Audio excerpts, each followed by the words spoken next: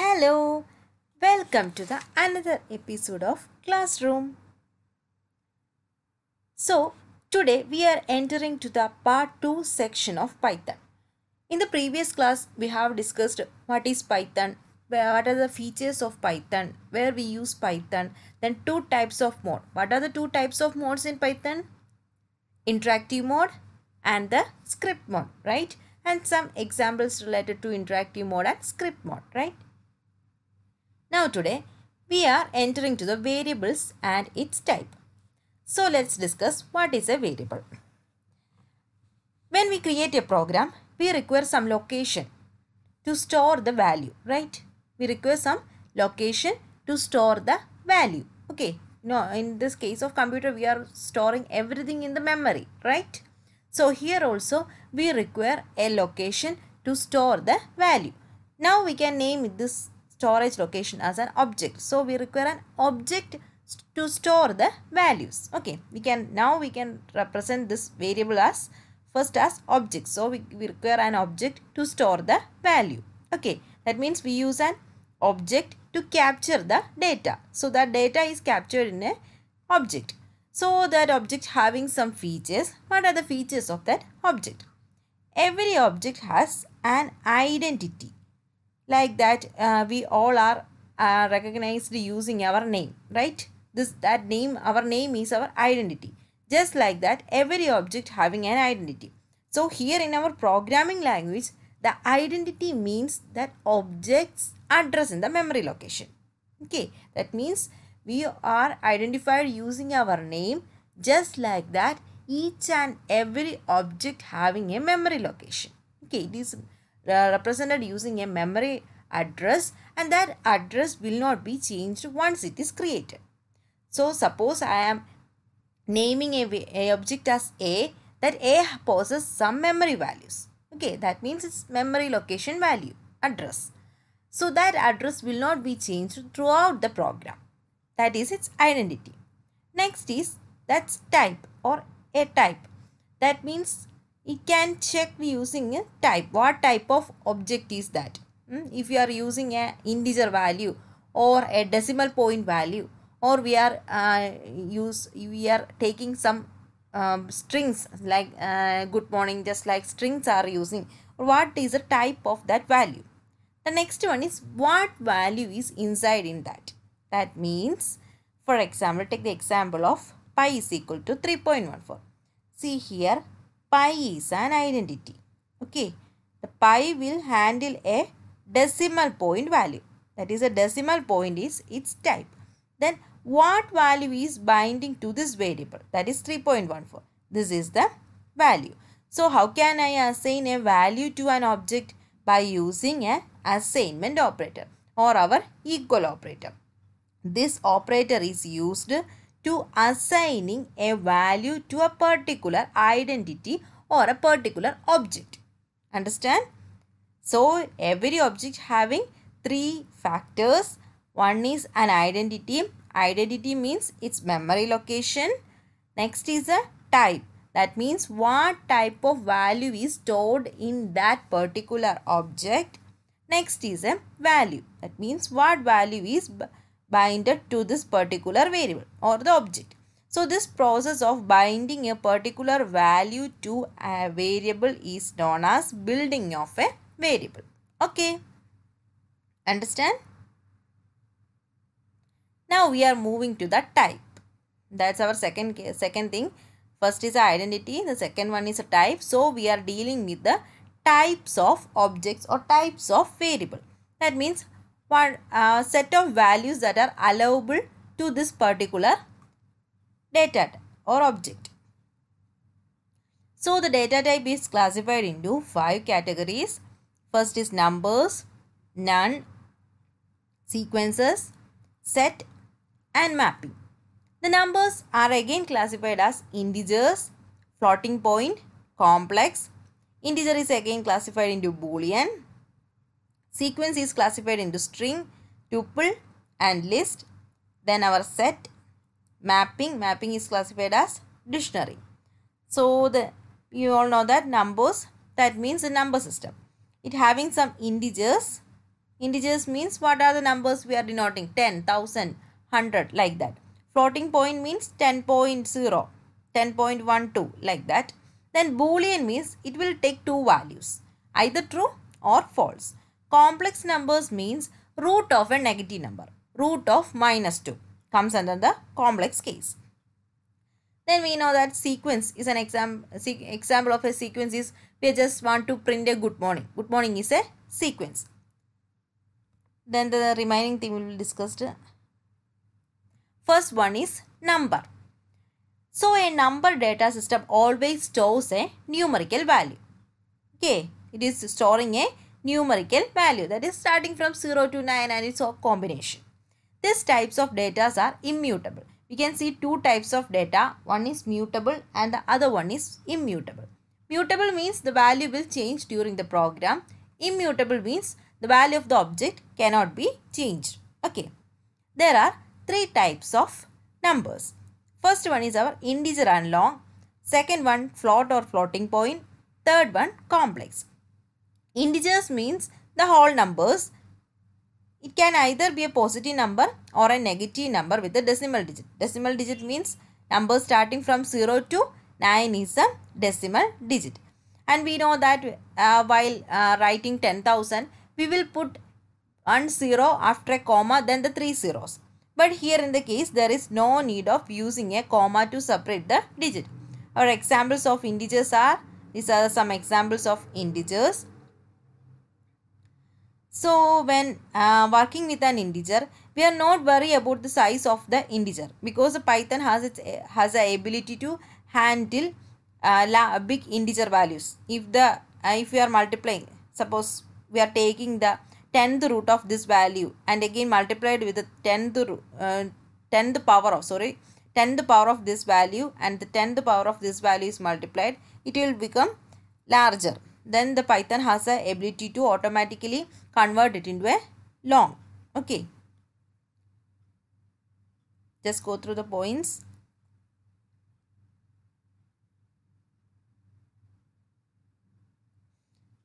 Let's see some examples. So this is our interactive mode. See here I types a value to C. This is the assignment operator. I am assigning a particular value to C. We don't know what is the type of this C, whether it is integer or long like that. So I am using the keyword type of C. The keyword will be discussed in the next class. While typing this type of C, we will get that int. Int means integer. That means the value inside C is an integer. Int means the short form of integer. So the value stored in C is an integer type. See the next example. Flag is equal to true. Type of flag.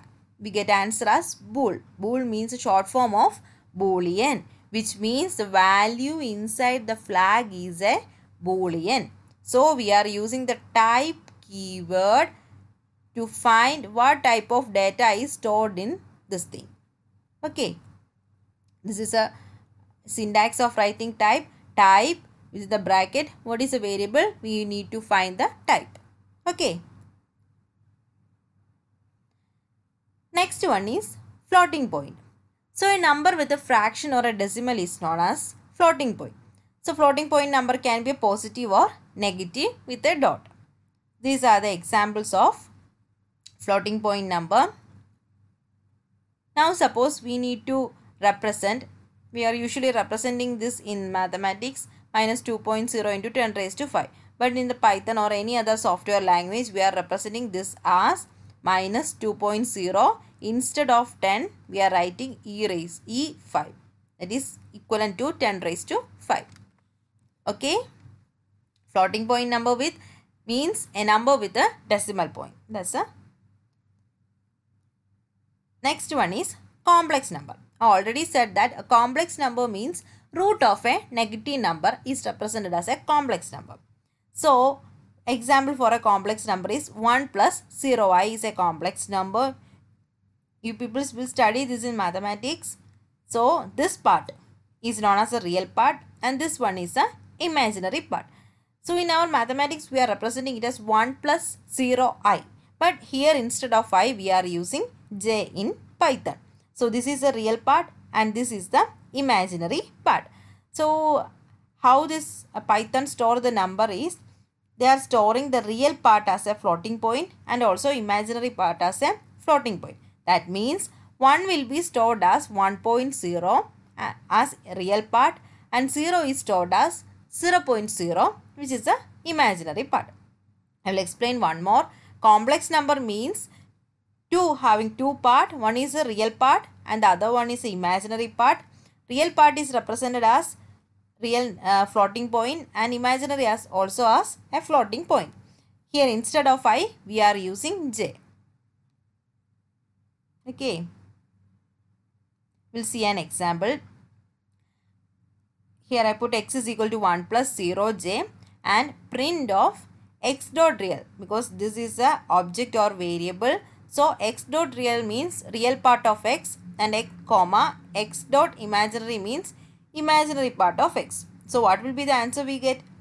This become 1.0 and this is imaginary part, this become 0.0. That means the real part and imaginary part both are represented as a floating point number.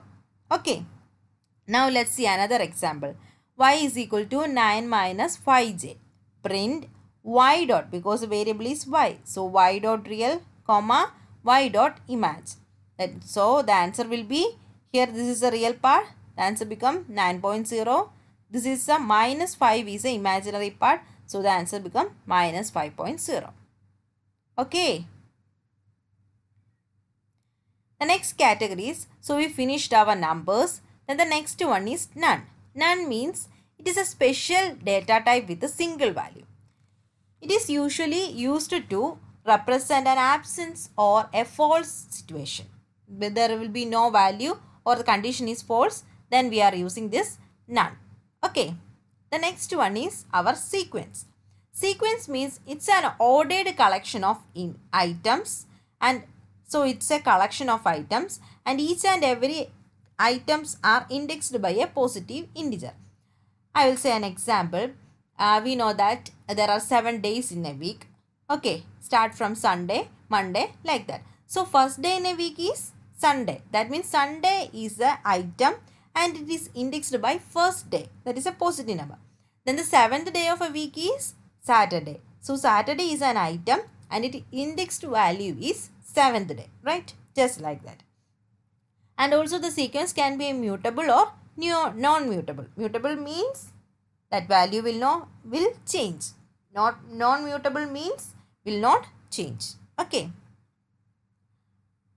Now there are 3 types of sequence available in Python. They are string, list and tuples. Okay. Just go through the points.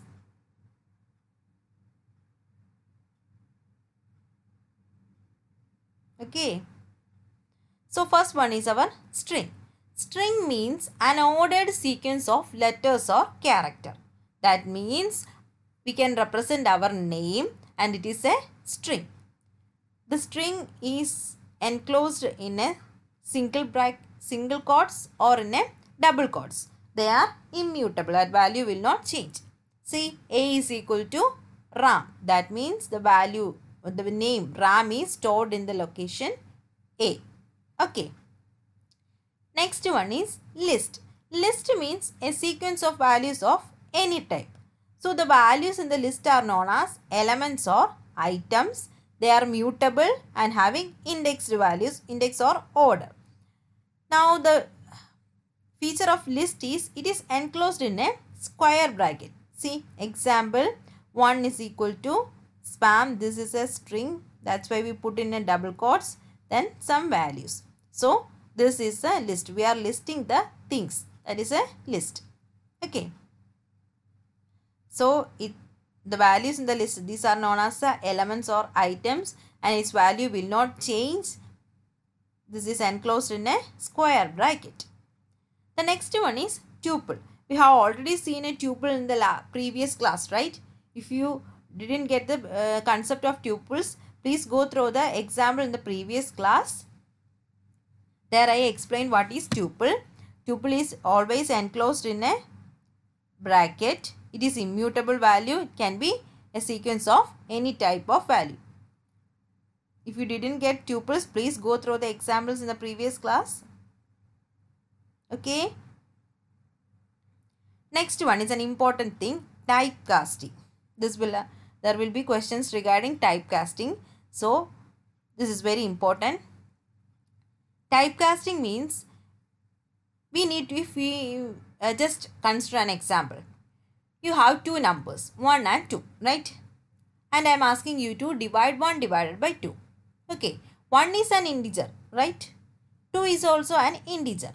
But the division will create an answer floating point, right? 1 divided by 2, we got answer as 0.5. That 0.5 is a floating point number. So, in the case of programming, we can convert one type of variable into another type. That means our putting a is equal to 1, b is equal to 2 and c is equal to a divided by b. The answer is a floating point number.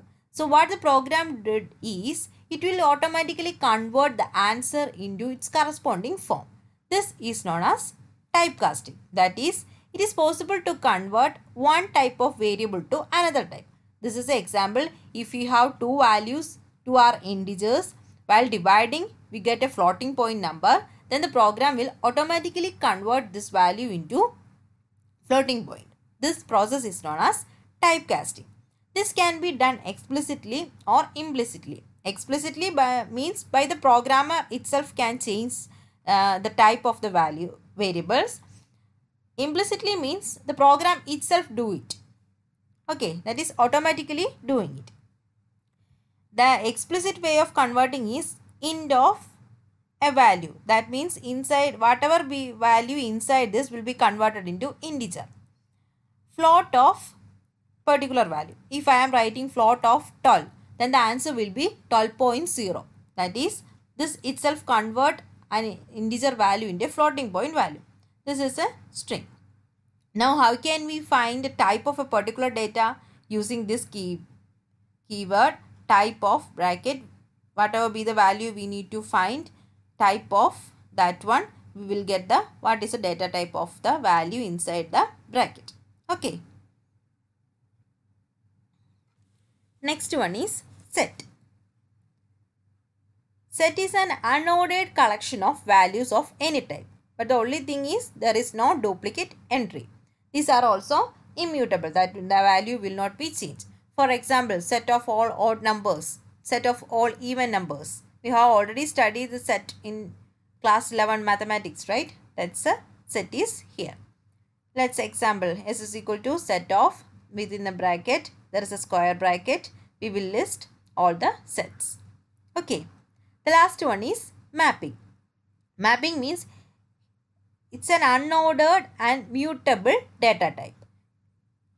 Examples, dictionary. Let's see what are dictionary. Any number of objects can be stored in the dictionary. But there is a key value pair. Using this key value pair, we are accessing each and every data. Just like our normal dictionary. In an English to any language dictionary, how can we find a particular word and its meaning? If the particular word starts with A, we will check the page A, right?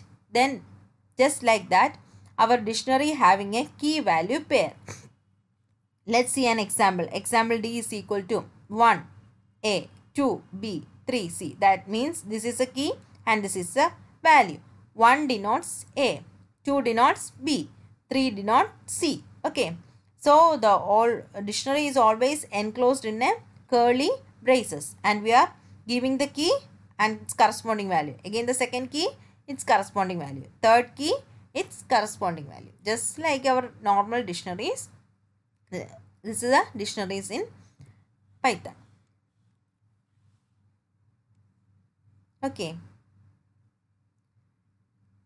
Next one is our mutable and immutable variable.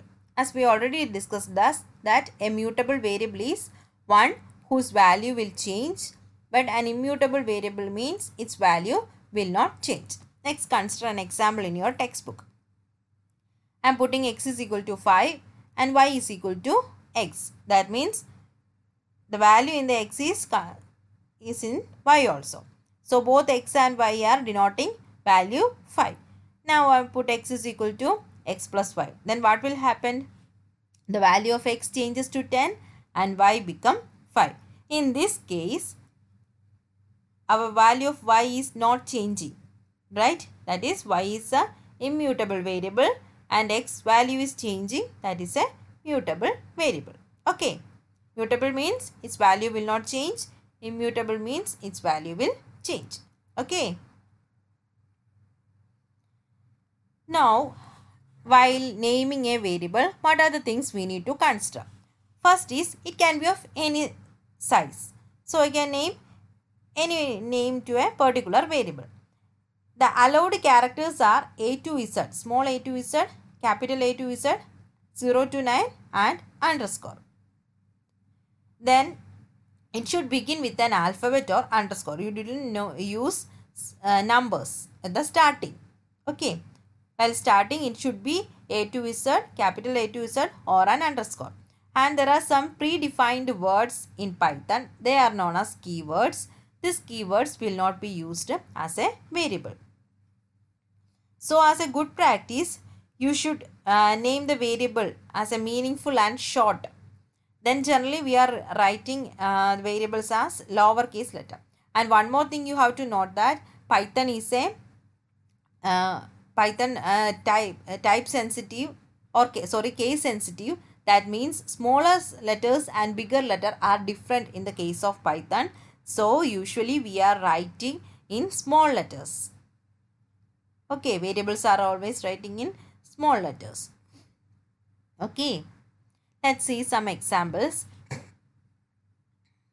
Here type good morning. So what is the answer? This will give the type of what is inside this bracket. So this is in the single quotes. So it's a string, right? Now next one is type of 3.2. But this 3.2 is a floating point number. But we are representing it is in double quote. So it will be considered as a string. Okay. Now let's see our typecasting here. A is equal to 12.34. B is equal to only the integer value of A. What is the integer value? With the number without decimal. So B will be pointing to 12. Print B means what will be print? Only the 12. Why? Because we are using int of A. That means whatever be the value saved in A, only we are taking the integer part. So the answer will be 12. Okay. Next question. A is equal to 25. Y is equal to float of A. That means this is an integer type, right? It does not having any point. So float of A means it will be converted into a floating point number. So it become 25.0. Now this is an example for our mutable and immutable variable. See, this is known as a comment section. This is to denote that this is a process we are doing here. So a comment can be written using this hash. This will not be considered in the case of program. This is a comment section. So here x is equal to 5, y is equal to x. That means now y is equal to 5. Then x is equal to x value 5 plus 5. Now we are printing, or we are simply writing x. We get the value of x as 10 and y as 5. Why x become 10? Here the value of x is 5. Y is 5. 5 plus 5, 10. But the value of y is 5. So for any doubts and notes, please mail me to this mail ID, and please subscribe our channel for more videos. Thank you for watching.